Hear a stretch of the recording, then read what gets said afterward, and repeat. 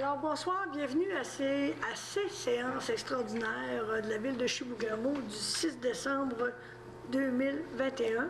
Nous allons d'abord débuter à la première séance qui va toucher strictement le budget et par la suite, on aura une deuxième courte séance extraordinaire. Donc, les membres du conseil, vous avez pris connaissance de l'ordre du jour concernant le budget. Je prendrai quelqu'un pour proposer et appuyer l'ordre du jour. Je propose. J'appuie. Blonde, Monsieur Hudon. Pardon, madame, c'est un proposeur seulement. Ouais. Ah, c'est vrai. Je pensais que vous vouliez faire à partir... Avec les nouvelles règles. Ah oui? Tout de suite à cette séance extraordinaire-là? Oui, Ah, ben c'est bon. Alors, on va expliquer aux gens à ce moment-là. Écoutez, à partir du moment où on demande aux gens si j'ai un proposeur pour la résolution, on ne donne pas d'appui. Et par contre, on demande aux gens si tout le monde est d'accord. Si tout le monde est d'accord, la résolution est considérée comme adoptée à l'unanimité. Et si les gens disent non, ou quelqu'un dit non, je demande le vote. À ce moment-là, on passe au vote. Et elle sera acceptée ou non, selon le cas. C'est ça. Alors, bon, ben c'est merveilleux. Seigneur, c'est bon. Alors, lecture et adoption de l'ordre du jour. On a M. Girard qui a fait la proposition. Est-ce que tout le monde est en accord? Oui. Merci. Mairie, discours sur le budget. Alors, je vais vous faire ça de ce pas. Et par la suite, on aura au point 6.1 la présentation par M. Delgat, l'adoption pour le budget 2022. Alors, bienvenue à cette séance extraordinaire pour la présentation de l'adoption du budget 2022 de la ville de Chibougamau. Il me semble important de vous rappeler que nous avons reçu le dépôt du rôle d'évaluation par la firme Cévimec pour 2022. Nous avons constaté une augmentation moyenne de 5,13 % de l'évaluation foncière à Chibougamau. Ce qui est, en soi, une bonne nouvelle car c'est un indice du maintien du dynamisme du marché immobilier au sein de notre communauté. Ce soir, nous annonçons donc aux contribuables de la ville de Chibougamau qu'il n'y aura aucune augmentation du taux de taxe foncière. Pour le secteur résidentiel, le taux est maintenu à 1,25 du 100 $ d'évaluation. Nous maintenons le taux de taxation pour les immeubles de 6 logements et plus à 1,39, pour nos commerçants à 2,30 et pour nos industriels à 2,67 du 100 $ d'évaluation. Cependant, nous devons augmenter la tarification de certains services de 2 %. La nouvelle tarification pour les services sera donc de 259 $ pour l'eau, 92 $ pour l'égout, 136 $ pour les ordures et 86 $ pour les matières recyclables. Ces décisions pour le taux de taxe foncière et de la tarification de certains services nous permettent d'obtenir un budget équilibré, malgré l'augmentation prévue des coûts de biens et services dans l'économie québécoise en général pour l'année 2022. Aussi, la première entente d'Ismaël prend fin le 31 décembre 2021, ce qui amène une réduction de nos revenus de l'ordre de 480 000 $ par année. Lors de l'élaboration du présent budget, les membres du Conseil ont réitéré l'importance de procéder à une analyse rigoureuse des coûts de service et cette priorité sera présentée et analysée à la Commission des finances au courant de l'année 2022. L'objectif pour 2023 est de maintenir la qualité des services en considérant l'utilisation de ceux-ci par les citoyens. Nous avons également mandaté nos équipes afin de nous faire un bilan de nos infrastructures municipales et l'élaboration d'une politique de gestion des actifs. Au courant de la dernière année, une attention particulière a été mise sur l'usine de traitement des eaux, la cueillette des matières résiduelles, comme vous savez, le recyclage, le lieu d'enfouissement technique et le traitement du lexivia, ainsi que le compostage à venir dans un contexte nordique. Les travaux se poursuivent avec nos équipes et nos fournisseurs de services. Un mandat sera également donné incessamment afin d'évaluer l'état de certains équipements à l'aréna, équipements pour la fabrication de la glace, mécanique, etc. Chanceux de vivre à la baie James. Effectivement, nous avons été moins impactés de la pandémie de la COVID-19, mais nous devons rester vigilants.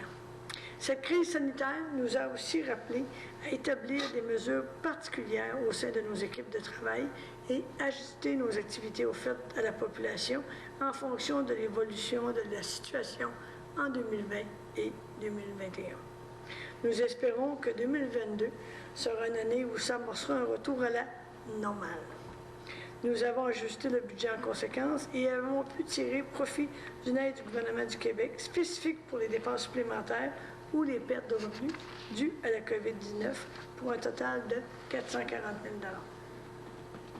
En ce qui concerne nos ressources humaines, nous avons demandé à notre équipe de direction et nos corporations associées d'optimiser leurs ressources afin de s'assurer de maintenir la qualité de nos services. Je tiens à remercier M. Alain Landry, notre directeur général, M. Jonathan Delgat, directeur des finances et trésorier, l'ensemble de l'équipe de dirigeants ainsi que tous nos employés municipaux pour le travail accompli.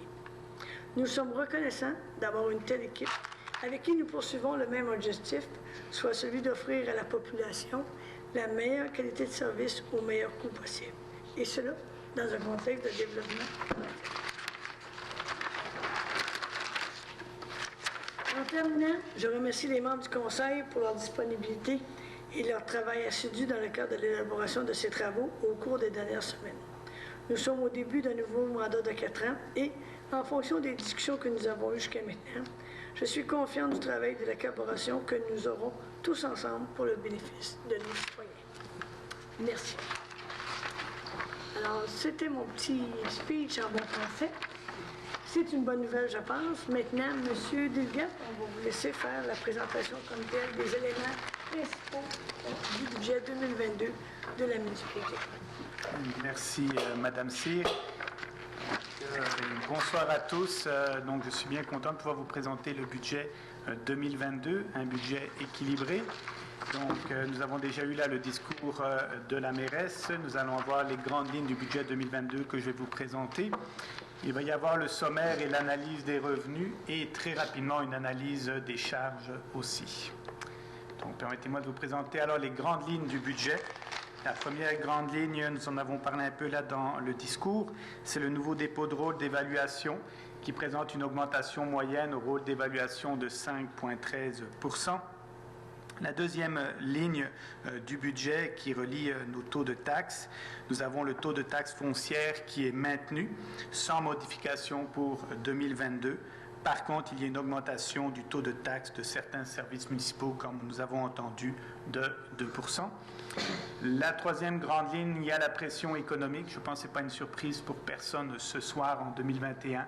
Donc, sur les indices des prix à la consommation, nourriture, essence et autres, et bien sûr sur les matériaux, ce qui a mis aussi une pression au sein de la ville de Chibougamau pour les budgets d'opération et les dépenses réelles. On sait aussi que cette pression sera aussi présente en 2022 et les économistes prévoient environ 3,5%. Donc, on peut arrondir au moins à 4% d'impact. Donc, on fait tout pour maintenir ce budget équilibré, mais on s'attend quand même que cette pression économique va venir la jouer dans nos opérations. La quatrième ligne du budget, c'est qu'au 31 décembre 2021, donc ce n'est pas une coupure de revenus, c'est une partie de l'entente ISMEN qui a pris fin. Donc c'est comme cela qu'elle doit être vue. Donc elle était déjà prévue, donc 31 décembre 2021, ce qui est une diminution des revenus de l'ordre d'environ 480 000 pour les prochaines années. C'est ce qui représente les grandes lignes du budget. Donc, je vous invite à aller à la prochaine. On va aller vers le sommaire du budget, où je veux juste vous présenter encore une fois les grandes lignes du budget. Donc, nous avons le revenu. Donc, le revenu est à 18 229 393 pour cette année. Comme vous voyez, eh bien, il n'y a pas une grande augmentation. Donc, on le verra tout à l'heure un peu là, les répartitions des revenus. On parle d'une variation de 0,3%. On regarde au niveau des charges et puis les gestionnaires ont fait un bon travail aussi, même un excellent travail pour essayer de maintenir le budget équilibré malgré la pression économique, malgré les augmentations à gauche et à droite. On présente des charges de 16 972 531. Donc on est très proche de 2021. Quand on regarde, ça donne 0,084% d'augmentation. Les remboursements de la dette à long terme, je prends le temps de vous les mentionner aussi. On parle ici d'environ 1,8 million. C'est une baisse de 25%. Donc, ça ne veut pas dire qu'on a fait des remboursements rapides. Ce sont des dettes qui se sont éteintes, donc qui sont arrivées à échéance. Donc, c'est pour cela qu'on a une réduction ici de 25%. Au niveau du fonds de roulement, c'est comme à l'habitude, il y a une injection de fonds qui est mise pour de 200 000, donc la même chose que pour 2021. Et pour les surplus affectés, la réserve, eh bien, on peut voir là qu'on a fait un travail là, qui était nécessaire au niveau du budget. On a pu simplement aller chercher 746 339, qui est une baisse comparativement à 2021 de 25%, qui nous permet de remettre un budget équilibré suite à tous les efforts qui ont été faits dans les ajustements. Donc, c'est ce que je voulais présenter au niveau là un sommaire de notre budget. Je vais aller vers l'analyse des revenus. Ce que je voulais surtout vous montrer, eh bien, c'est que la ville de Chibougamau dépend majoritairement des taxes. On parle de 64,13%. Dans le discours, vous avez eu là les différentes variations là, au niveau des taux de taxes. Et à retenir que oui, il y a les transferts à 11,79%. Ici, c'est souvent du gouvernement relié soit à l'environnement ou à autre chose qui est versé à la ville de Chibougamau. Donc, notre latitude de revenus est quand même limitée. Donc, on se maintient à ce 64%. Je vais vous amener à la prochaine acétate, qui est le taux global de taxation. J'aimerais porter à votre attention et puis j'aimerais aussi prendre le temps ce soir de vous expliquer brièvement.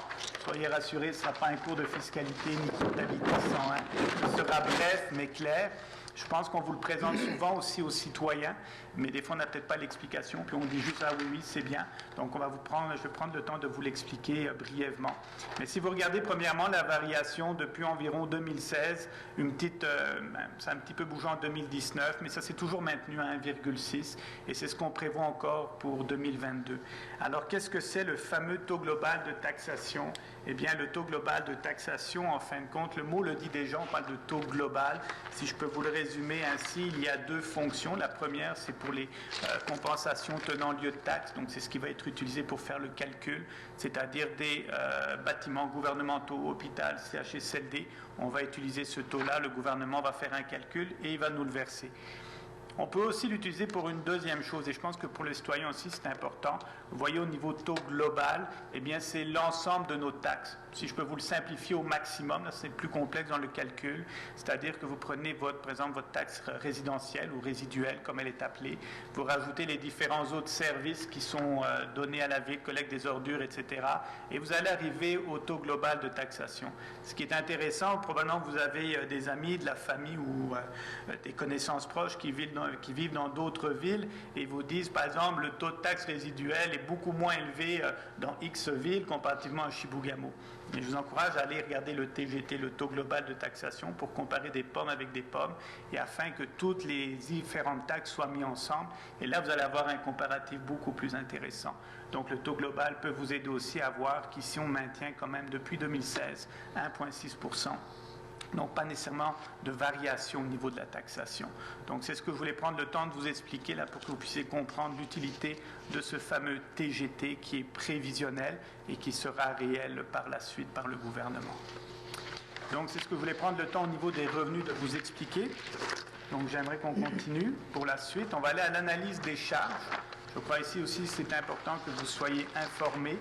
Donc, sur cette acétate, vous avez les différents services. Vous avez l'administration générale, sécurité publique, le transport, hygiène du milieu, santé, aménagement, loisirs et culture, frais de financement. Donc, quand on regarde chacun comparativement avec 2021, les petites hausses qu'il y a pu avoir, il y a même certaines baisses qui se maintiennent dans ce qui vous a été présenté. On a aussi l'amortissement de tous nos actifs qui est à 3,9 millions, qui est un peu plus haut, dû à différentes acquisitions qui ont été faites ou à des fins de projet, ce qui vient en lien un petit peu aussi avec le remboursement de la dette quand des dettes s'éteignent, etc. Et vous avez le remboursement de la dette à long terme qui a diminué et vous avez le fonds de roulement. Donc vous pouvez voir que quand même, là, il y a quand même un bon maintien au niveau là, des charges, qu'il n'y a pas eu de suraugmentation à ce niveau-là. Donc c'est un peu le tour du budget que je voulais vous présenter ce soir, brièvement, mais au moins vous donner les grandes lignes du budget. Prendre aussi le temps de remercier aussi les conseillers, de remercier aussi pour votre confiance, et remercier aussi les citoyens là pour votre attention ce soir. Donc déjà d'avance, je vous souhaite en tout cas un joyeux Noël, un bon temps des fêtes, et on avance aussi une bonne année 2022. Donc, merci beaucoup. Nous avons eu l'occasion d'en discuter amplement. J'en prendrai quelqu'un pour me proposer l'adoption du budget. Je propose. Monsieur Poirier, tout le monde est en accord? Oui. Donc, budget adopté. Est-ce qu'à ce moment-ci, j'aurais des questions sur le budget?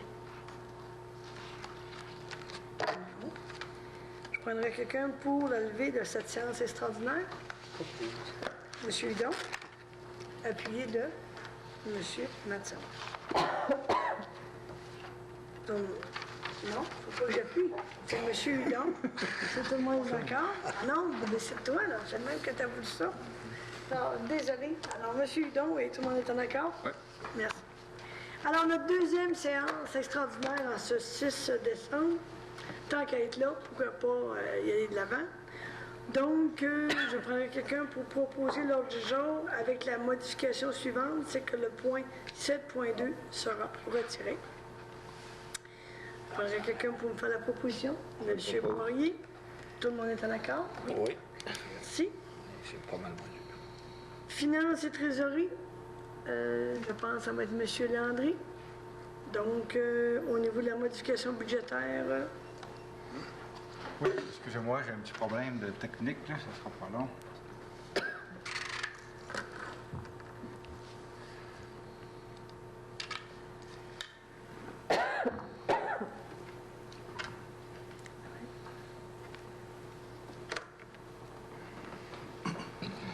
Oui, Madame Si, excusez-moi, c'est dans le fond d'approuver la modification budgétaire présentée qui a été préparée par M. Jonathan Dilgat, notre trésorier et directeur des finances, en date du 3 décembre 2021, pour les montants suivants.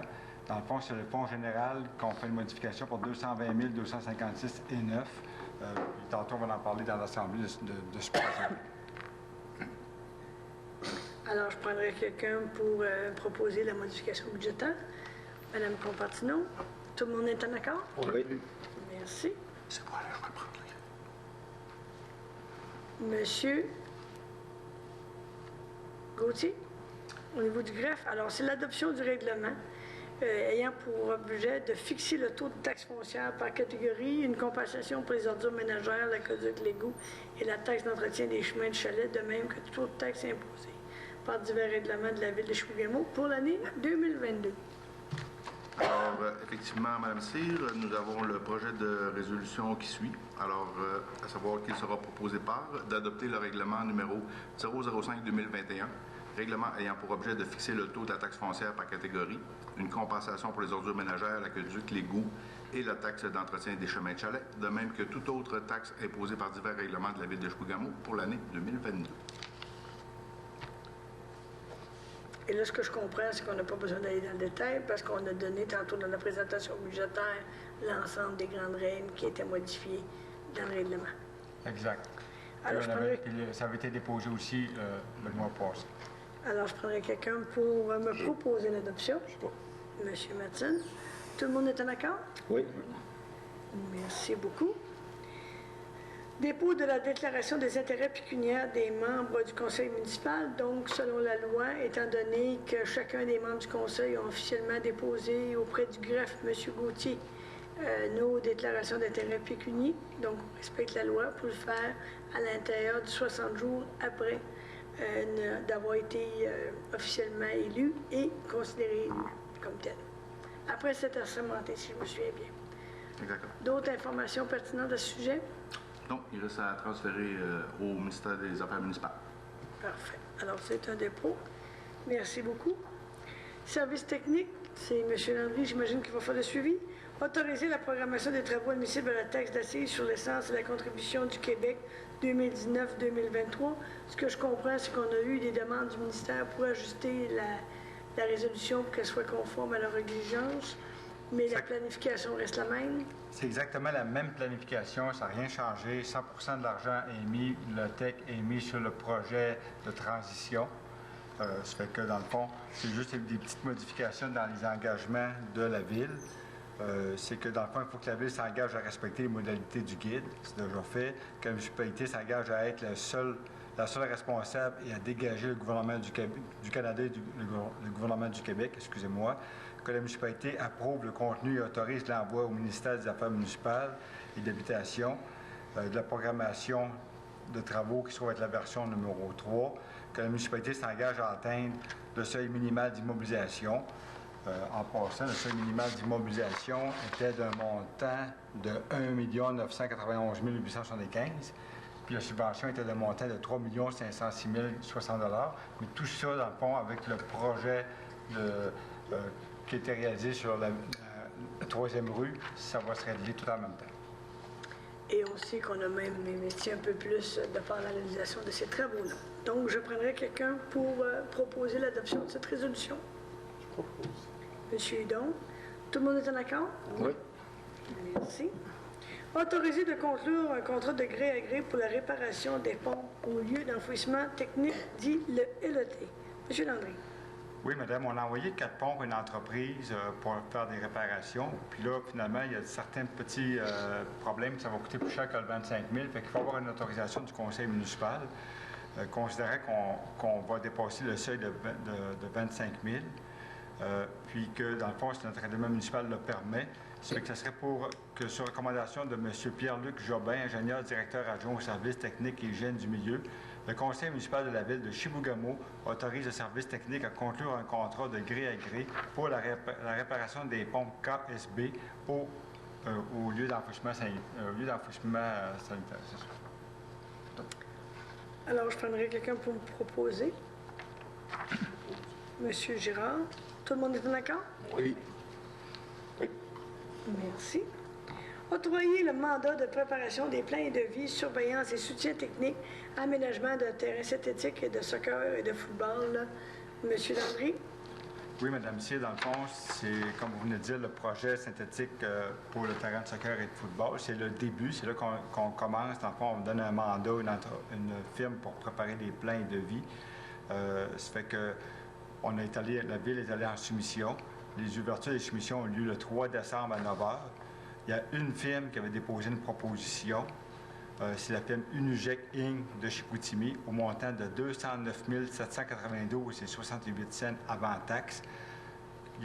Considérant que le comité de sélection a procédé à l'analyse des soumissions lors d'une rencontre le 3 décembre 2021, considérant que la soumission a obtenu le pointage intermédiaire supérieur à 70 permettant d'ouvrir l'enveloppe de prix, considérant que l'établissement de pointage final a été calculé selon l'application de la formule qui tient compte du prix soumis et du pointage intérimaire, dans le fond, il est proposé que sur recommandation du comité de sélection, le conseil municipal de la ville de Chibougamau octroie le mandat de préparation des plans et devis, la surveillance et le soutien technique pour l'aménagement d'un terrain synthétique de soccer et de football à la firme Unujec Inc. de Chicoutimi pour une somme de 209 792 et 68 cents avant taxe.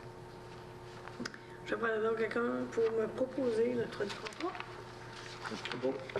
Monsieur Poirier, tout le monde est en accord? Oui, c'est bon. Alors, merci beaucoup. Est-ce qu'on a des questions à ce moment-ci? Alors, je prendrai quelqu'un pour le lever de cette séance. Communication des membres du conseil, si vous avez, j'aimerais, là, je suis en train de penser, je suis en train de passer de free. Si vous avez beaucoup. Regardez ça pour la semaine prochaine. Vous gardez ça pour la semaine prochaine? Ben, l'autre semaine. Dans 2 semaines. Alors, on garde ça pour le 20 décembre. Parfait. Messieurs, dames, alors, je prends quelqu'un pour me lever la séance. Madame Compartino, tout le monde est en accord? Oui. Alors, merci beaucoup et bonne quinzaine et on se revoit le 20 décembre à notre séance régulière. Merci beaucoup tout le monde.